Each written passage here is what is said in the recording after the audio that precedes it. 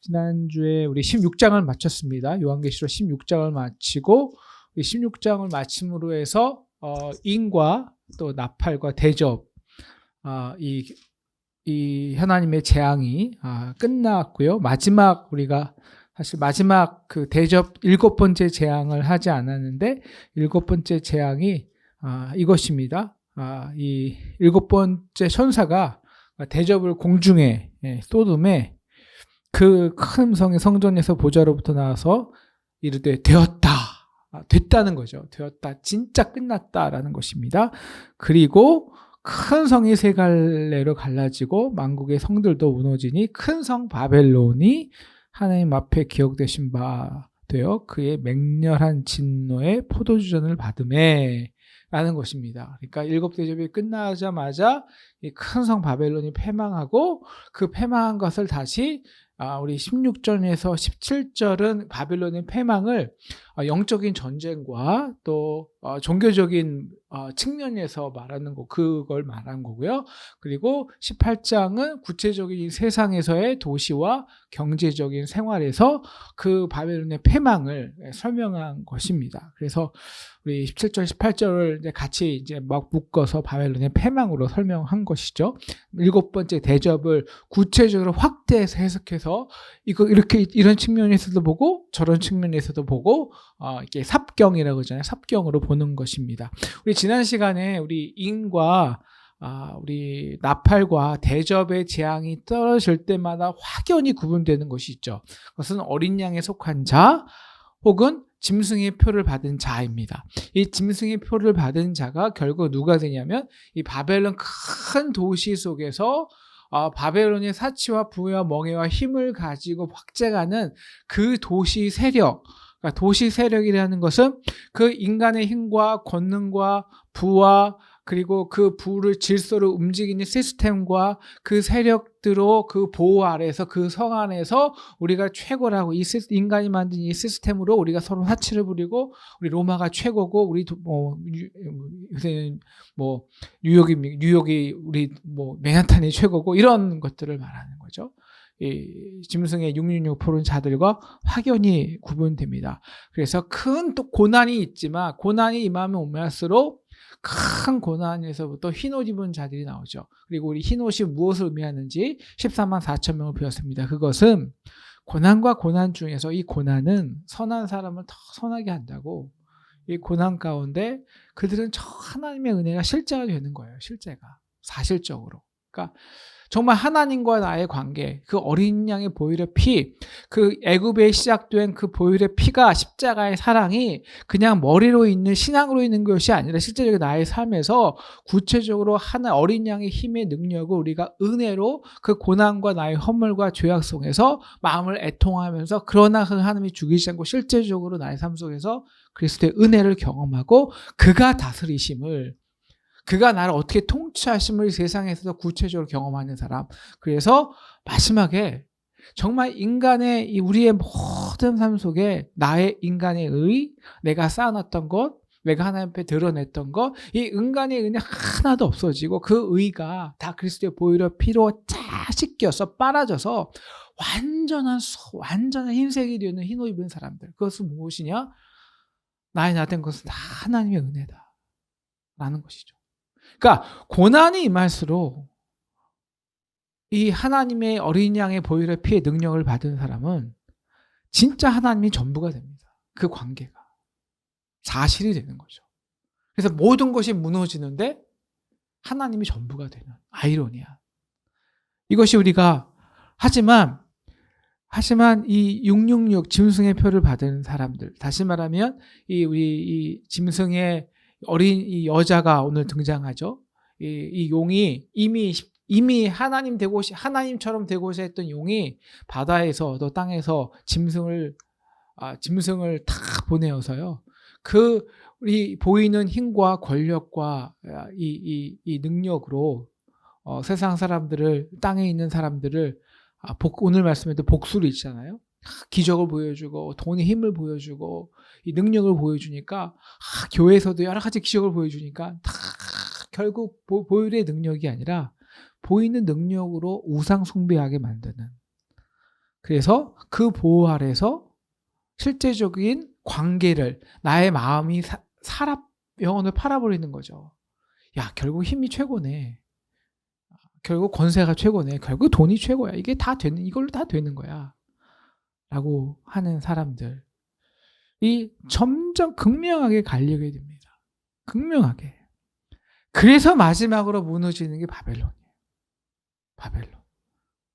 자, 우리 바벨론이 무엇인지 먼저 정리하고 가야죠. 개념이. 오늘 말씀이 기니까요. 바벨론은 바로 음녀입니다. 음녀, 바벨론. 음녀가 뭡니까? 결국 하나님의 음행하게 우리를 속이고 깨이고 유혹하는 자들이 음녀입니다.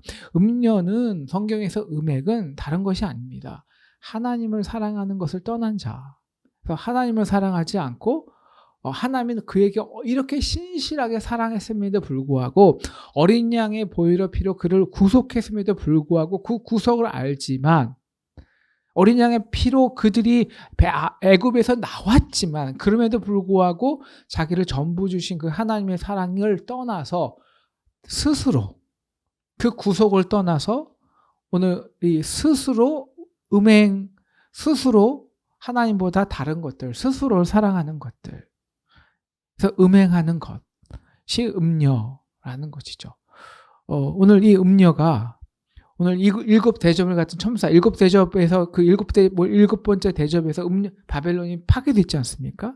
와서 보이는 거예요. 17장 1절을 보여주시면 오라 많은 물 위에 앉은 큰 음녀가 받을 심판을 내게 보이겠다. 이 성경에서 많은 물이란 오늘 17장 15절에서도 이제 그 나왔는데요.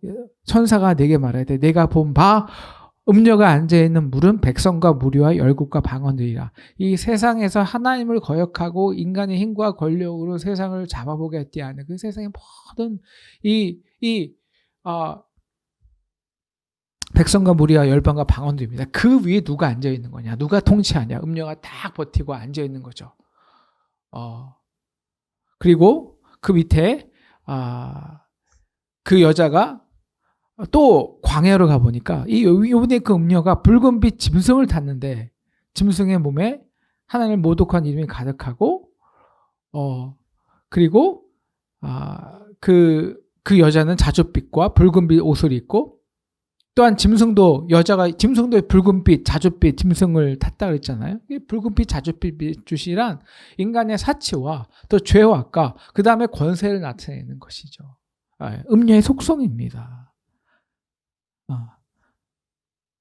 그리고 그 여자는 그리고 가증한 물건과 그 음행과 더러운 것들이 가득했다. 금잔을 가졌는데 이 가증하고 더러운 것들이 뭡니까? 결국 하나님을 모독하고 우상 숭배하게 하는 것이죠.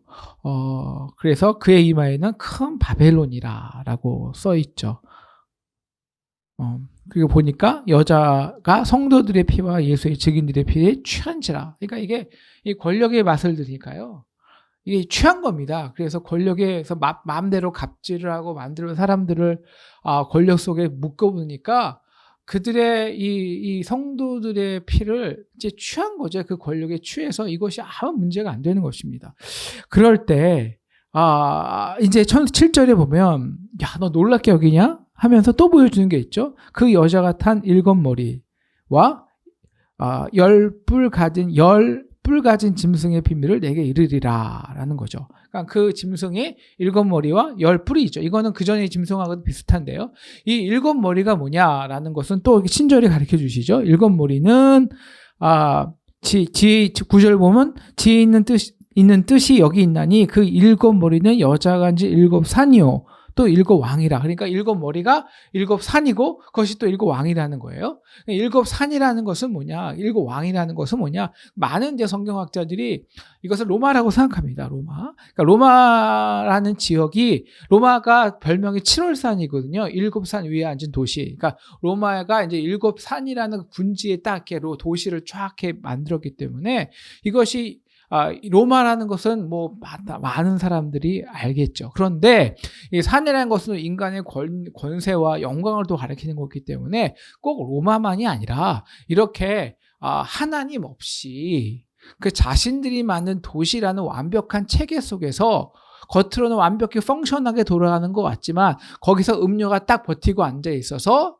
나의 사람들로 하여금 그 권세와 사치와 권력과 부로 유혹하고 복수를 쳐서 사람들로 하여금 그 시스템 속에 있게 한 편안함을 누리게 하는, 그래서 우상 숭배하는 그 시스템, 이것이 바로 바벨론이고, 그 바벨론은 그러면 로마뿐만이 아니겠죠. 그 전에 진짜 바벨론도 있겠고, 그 전에 로마도 있겠고, 지금도 하나님 없이 사실은 그 꼭대기 음료가 앉아 있어서 음료가 만든 부리는 그 사치스러운 그 인간의 사치와 권세와 명예와 힘과 권력을 통해서 장악을 해서 겉으로는 민주주의다, 겉으로는 법치주의다, 법으로는 시장 자유 경제다 하지만 그 속을 잘 들여다 보니까 결국 음료가 부리는 인간의 힘과 권세와 그 사치와 권력을 통해서 모든 사람들이 그 속에서 그 바벨론이 누리는 인간이 만든 시스템 속에서 편안함과 보호를 받기 원하는 것. 그 속에서 자기도 치부하기 원하고 그 속에서 자기도 그 권세처럼 되기 원하는, 그래서 스스로 자기를 우상 숭배하는 이것이 바벨론이죠. 그러니까 물론 여기서는 로마, 이 사람들에게는 로마겠죠. 그러나 우리에게는 로마 아닌 또 다른 것이 우리에게 이 바벨론이 될 수도 있는 것이죠. 네. 근데 일곱 왕 중에 다섯은 망하였대요. 그리고 10절에 보니까 다른 하나는 아직 이르지 못하였고 반드시 하나는 이제 반드시 올 거라는 거예요. 반드시 잠시 동안 머무른다라는 것이죠. 이제 이게 뜻이 뭐냐? 그 뭐 일곱 왕 중에 로마의 일곱 황제냐? 뭐 이런 뜻인데 전반적인 많은 사람들의 해석은 이것이 누구냐를 가리키는 게 전에 이것의 역사의 점진적인 과정 중에서 얼마큼 예언이 성취되었는가라는 것이죠. 그러니까 음녀가 장악하는 이 바벨론 위에 버틴 그 일곱 그 왕은 다섯 왕은 이미 망했다는 거예요.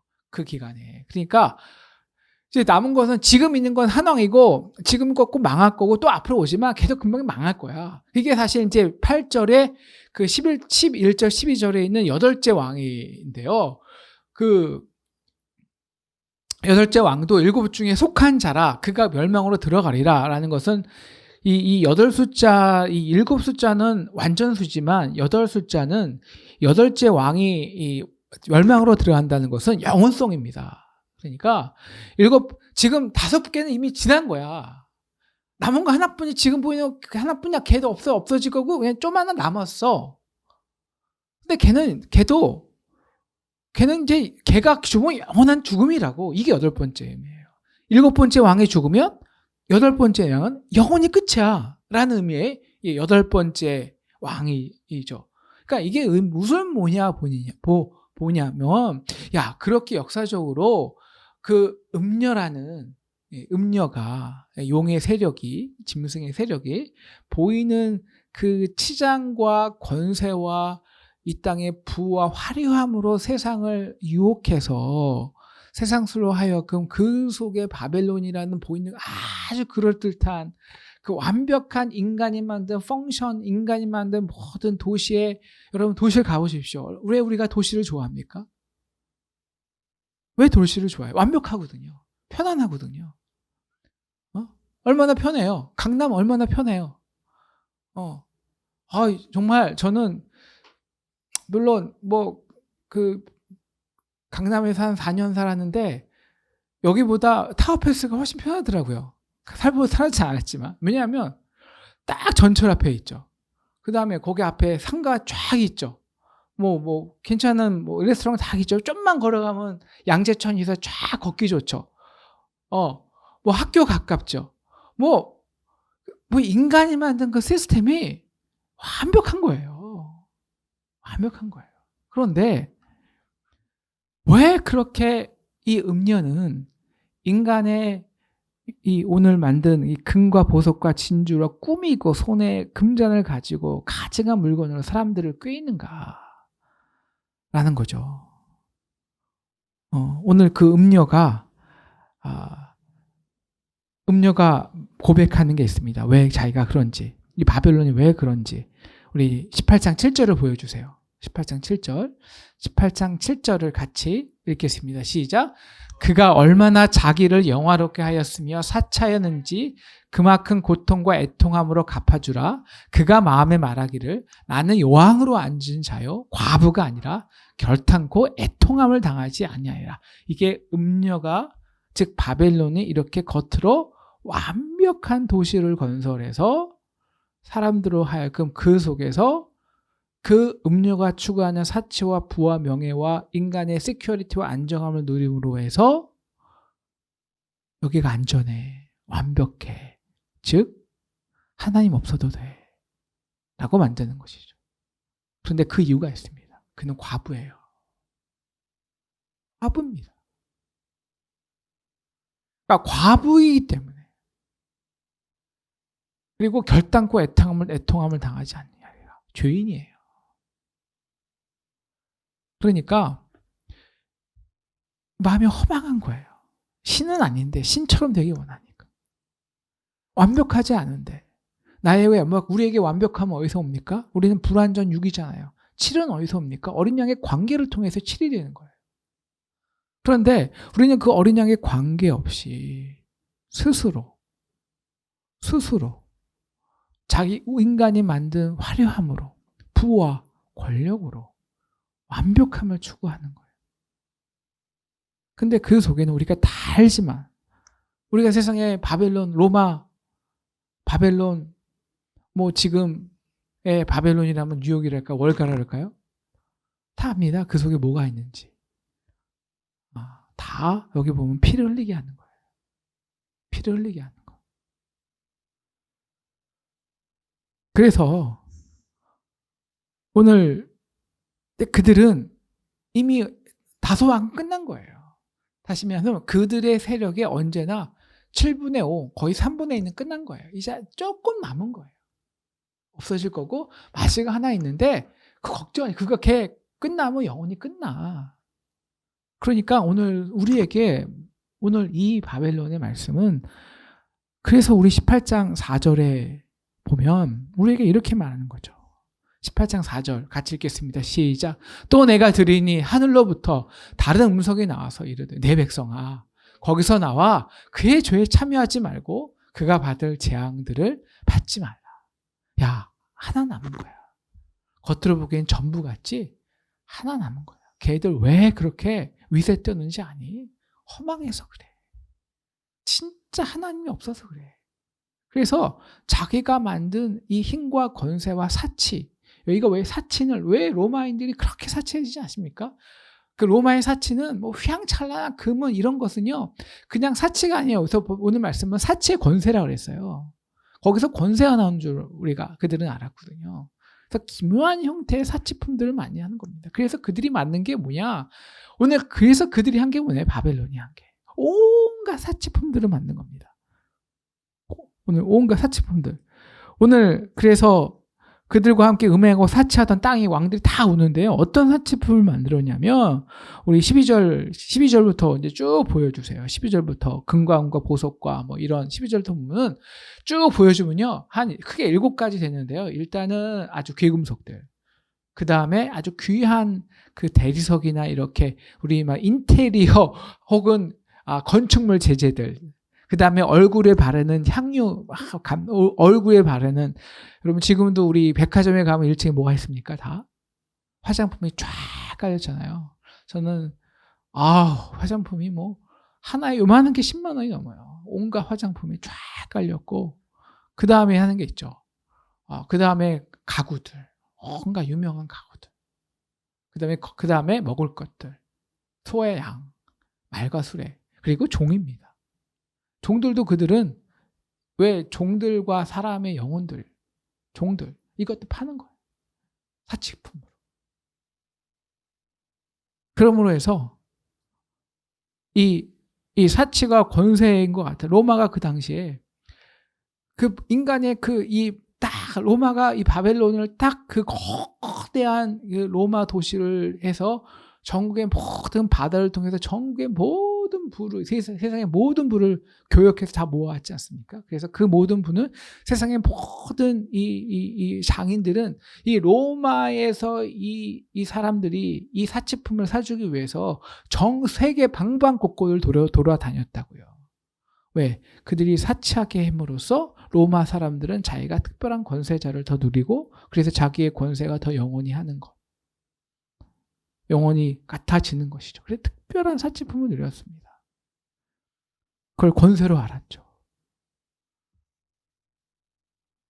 그리고 그것이 영원히 지속되시는 줄 알았죠. 그렇게 그래서 우리 인간이란 허망하기 때문에 이렇게 인간의 이 지금 이 권력을 잡으면 지금 저는 뭐 정치권 하기 좀 죄송하지만 지금 그런 것 같아요. 우리 모든 사람 다 알고 있지만 그렇게 뭐 공수처라는 걸 만들어서 공수처가 있어야 되는데 사실 근데 이게 이제 누가 권력을 장악하느냐의 문제인데 그렇게 딱 시스템적으로 딱 이 모든 것들이 인간의 권력과 부와 사치로 이렇게 해서 내가 완벽히 통치할 수 있는 구조로 간다고 생각하는 것을 노력하는 것들.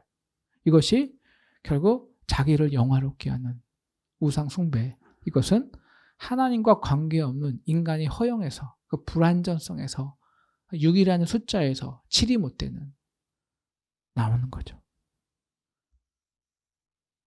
그래서 오늘 이제 딱 하나 남았는데 왕 하나 남은 거예요. 근데 그때 이 왕이 없어질 때 어떻게 7번째 왕이 8번째 완전한 끝이 되냐. 오늘 이것을 누가 보여주냐. 바로 그 거대 로마 도시에서